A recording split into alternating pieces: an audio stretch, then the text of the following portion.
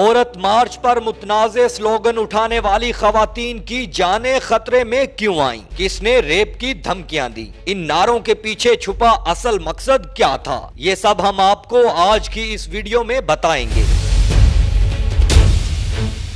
میرا جسم میری مرضی، اپنا بستر خود گرم کرو، اپنا کھانا خود بناؤ، لو بیٹھ گئی صحیح سے، طلاق یافتہ لیکن خوش۔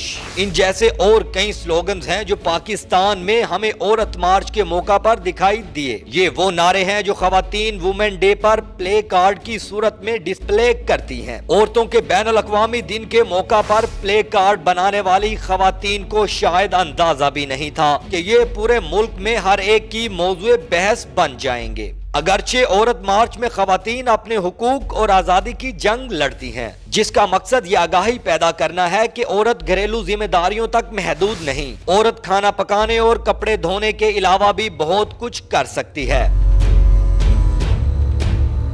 کھانا بنانا، کھانا گرم کرنا، گھر کو صاف رکھنا، بزرگوں کا خیال رکھنا، بچوں کا خیال رکھنا صرف عورت کی ذمہ داری نہیں بلکہ مرد کے یہ کام کرنے کا بھی کوئی حرج نہیں۔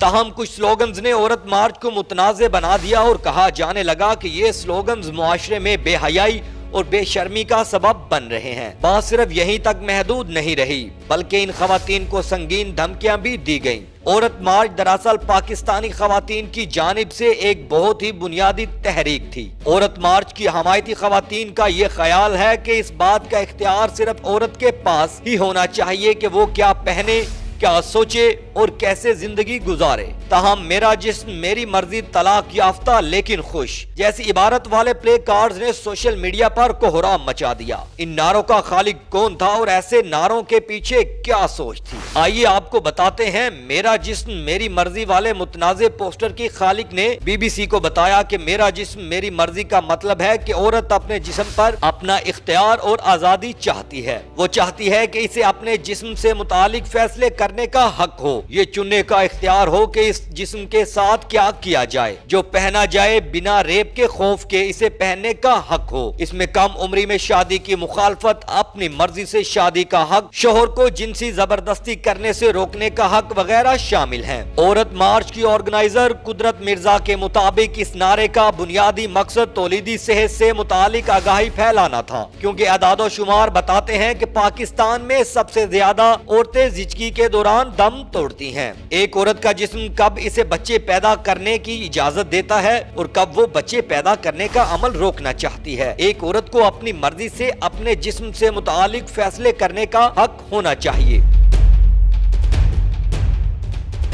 عورت مارچ کی آرگنائزر نے یہ بھی انکشاف کیا تھا کہ پوسٹر بنانے والوں سے لے کر جو اس کے آس پاس بھی نظر آیا، ان خواتین کو ذاتی طور پر نشانہ بنایا گیا، انہیں ریپ اور موت کی دھمکیاں بھی دی گئیں۔ طلاق یافتہ لیکن خوش کا پلے کارڈ اٹھانے والی صباح زکریا نے بھی بی بی سی کو بتایا کہ جب میں نے وہ پلے کارڈ اٹھایا تو میری طلاق کو کافی عرصہ گزر چکا تھا، لیکن طلاق کے وقت بھی جذبات آزادی کے تھے، ایک ایسی کیفیت تھی جیسے آپ کسی جیل سے آزاد ہوتے ہیں۔